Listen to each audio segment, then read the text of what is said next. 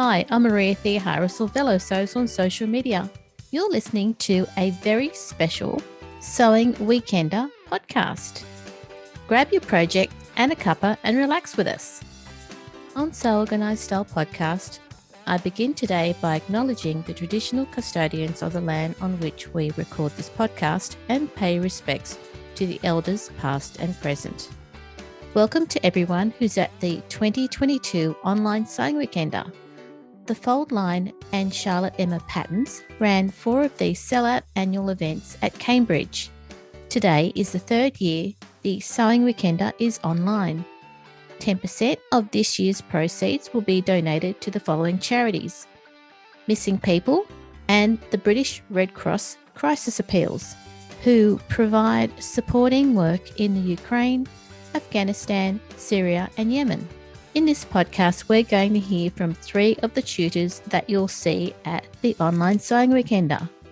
Lisa from the Avid Seamstress Patterns, Alison Smith of Sewing School UK, and Harriet of Sew Me Sunshine. Welcome, Lisa. It's really great that you're a tutor at the Sewing Weekender this year. Hi, Maria. I'm so excited to be part of the Sewing Weekender. I've always watched it and thought it would be great to be part of it. So this is super exciting. So from what you've just told me, would this be the first time that you're presenting at the Sewing Weekender?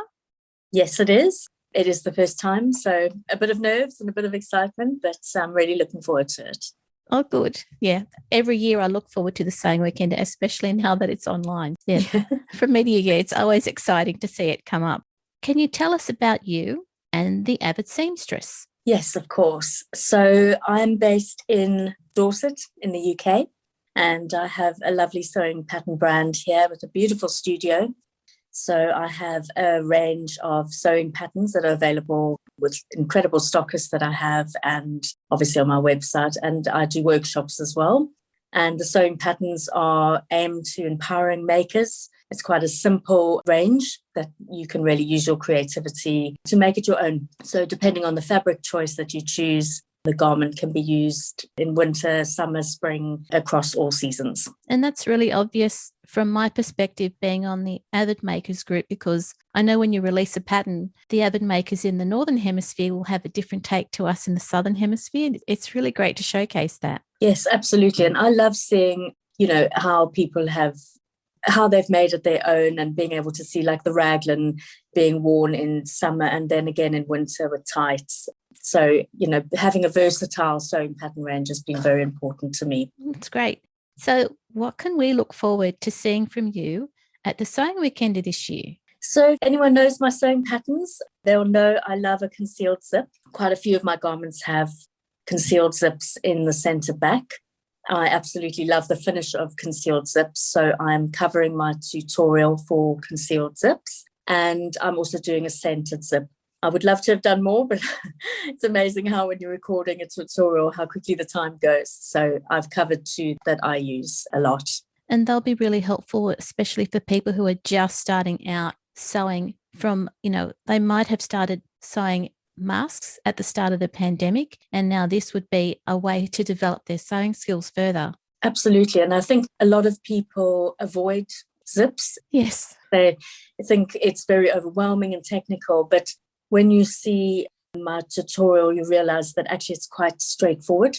They're just certain parts on the machine or the different feet that you can use, and the finish is absolutely incredible. So hopefully once people watch the video, they'll feel super confident, and try if you take some, scrap fabric that has a wrong and a right side, because that's quite important. So you can see the wrong and the right side because of the application, and just test it. The more you test things and try things with sewing, the better you get and the more confident you get as well. That's really useful advice, Lisa. Thank you for being on the Sewing Weekender's Tutor podcast. Thank you. Thank you for having me, Maria. I'm looking forward to seeing everyone else's tutorials as well. It's going to be exciting. Yeah, thanks, Maria. Thank you. Welcome, Alison. It's great that you're one of the tutors at the Sewing Weekender. Thank you. Thank you for having me. It's great to be here. And this is the first time that you've also been on the podcast, so thank you very much for doing that as well. It's the first time I've done a podcast, so we'll see how it goes. I think we'll be just fine. This isn't your first time at the Sewing Weekender online, is it? No, I did the same weekend last year for Fold Line, and I did last year, my video was all about pattern matching and pattern placement. I really enjoyed that. I got a lot out of your session. Thank you. There were some really good examples of how you go ahead and pattern match. You can pattern match. You could pattern match every fabric, but if it's a little print, you don't need it. When you've got a big, bold print, sometimes if it doesn't pattern match, it just makes a statement that it's wrong. And it's the same with stripes on T-shirts. Yes, you can match your stripes around the sleeve. It's not that difficult to do. It's all just down to accurate cutting out and stitching. It is. Alison, can you tell us about you and the schoolofsewing.co.uk? I would love to. Yes, I am a trained fashion and textile teacher. I decided when I left school I wanted to teach. So I went off and trained to teach fashion with art. I taught in secondary education. So I taught 11 to 18-year-olds for about 10 years in Birmingham in the UK. I left to have a family, started my own business making wedding dresses for people. My husband says posh frocks. And that was fun. But I always did a bit of teaching on the side. I did a bit of supply teaching. And then people asked me can you teach me how to sew? Can you teach me how to sew? So 30 years ago, this September, I started a sewing school. So we're 30 in September. And at the time, I was the first independent sewing school in the UK. There was Liberties in London, who I went to teach for. And there was Genome Sewing School in Stockport in Manchester, who I also went to teach for. And I guess, as they say, the rest is history. Congratulations on teaching sewing for 30 years now. Thank you. Things have changed. Women's shapes have really, really changed over 30 years, I can tell you. It's amazing. We never used to have to do full bust adjustments, ever. Never have to do round shoulder adjustments. But women's shapes have really changed over 30 years. And it's good that we've got people like you to help us with those adjustments. Thank you. So what can we look forward to seeing from you at the Sewing Weekender this year? Well, this year, my little video is all about trousers and trouser fitting. Fitting is something I think is crucial to dressmaking. And every class you do with me, doesn't matter what you're making, whether you're making a blouse, a dress, skirt, whatever, we'll get the pattern to fit first.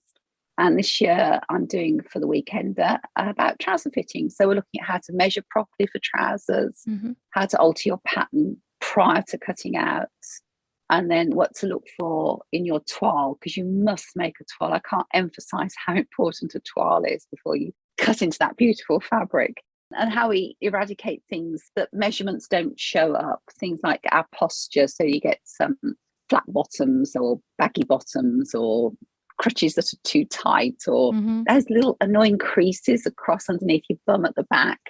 So we look at how to get rid of those sorts of things. So it's quite an interesting video. Some of my students were kind enough to let me photograph their backsides on my last trouser fitting class. So you've got some real life pictures to look at of trouser fitting issues. So real people who have real fitting issues that you'll be running through the common fitting adjustments. Real people. Yeah. It's usually all about baggy bottoms. Yes. Or as I say, gravity affected. Yeah. And that happens as you get older. But we can sort it. They're fairly straightforward issues to sort. You can't do it yourself. You can't turn your head around and pin sort of your back crutch area if it needs pinning out. So you need a bit of help. Alison, once people have seen your video and gotten a lot out of your tutorial, what's the next stage? Well, come and join me in class. But if you can't do that, if you're in Australia, then come and join my members club. I've got an online members club, and there is a new video every Friday on some aspect of sewing. It might be fitting, it might be a technique, it might be a pattern hack, all sorts of things. And we've got worldwide members, many of whom are in Australia and America and Canada and all over. Thank you so much, Alison. Thank you. Thank you for having me. Harriet, thank you so much for coming on to this tutor podcast for the Sewing Weekender. Thank you for having me. It's a pleasure to be here. It's really great that everyone who's at the Sewing Weekender is going to enjoy your video as one of the many tutors that on the Sewing Weekender this year. Yeah, honestly, it's such a pleasure to actually be involved. I feel so grateful to be amongst some amazing people in the sewing community. Yeah, we're very lucky. And it's all thanks to Rachel, Kate and Charlotte for putting it on again this year. Yeah, they're amazing. Aren't they? Yeah. All right, let's focus on you. Is this the first time that you're presenting at the Sewing Weekender? And no, it isn't actually. So I did it last year. I did a fabric burn test tutorial. So it was just looking at how to work out at home what the composition of your fabrics might be by doing a little safe, obviously, burn test on your fabrics. Did you get a lot of feedback from that video? So I got told by Kate and Rachel mainly, actually, that people really enjoyed it. So hopefully they'll enjoy my video this time as well, although it doesn't involve fire this time. That's good. Safety first. Yes. Before we talk about what we can look forward to with your video, tell us about you and Sew Me Sunshine. So I'm Harriet and I'm the person behind Sew Me Sunshine. I started it a number of years ago from a spare bedroom, and it's one of those businesses that has grown. I feel very grateful for that. It's a fabric and haberdashery shop. The way I run it is to try and make it so it's like a one-stop shop for all your sewing needs. And our tagline is, sewing supplies to make you smile. So we stock over 1,000 different types of fabric and a range of haberdashery and patterns. And we ship worldwide as well, predominantly online, but hoping now the pandemic, although it's still very much there, things are getting a little bit safer, that we'll be able to have our regular open days again very soon. Just remind me again, where did you start your business from? My spare bedroom at home. And now it's over 1,000 fabrics. Yes. So I probably started with about 20 different fabrics. Okay. For those of you that don't know who I am, I used to be a nurse before Sew Me Sunshine. My goal was to be able to go part-time in my nursing, and Sew Me Sunshine allowing that to happen. But it took over and it's my full-time job. And it's just expanded. So now it's in a ground floor unit with its own entrance. Yeah, so very different from the spare bedroom. I was curious about that. And the name Sew Me Sunshine, where did that come from? The whole reason actually I had kind of reevaluated my nursing was because I needed to take some time out for my mental health, actually. Yep. So I took some time out. I was just burnt out. And in that time, I took up sewing, fell head over heels in love, like we all do. Really enjoyed it, found it very helpful for my own personal mental health. And through that, I was like, I wanted to be able to give back to the sewing community. I felt like it gave so much to me and helped with my mental health recovery that I wanted to give something back. So I wanted a name that evoked happiness. We had the sewing element in there, and that's kind of sunshine to me, just means happiness and good times, thinking of like different holidays and things like that. So it's like almost like Sew Me Sunshine, sewing my happiness.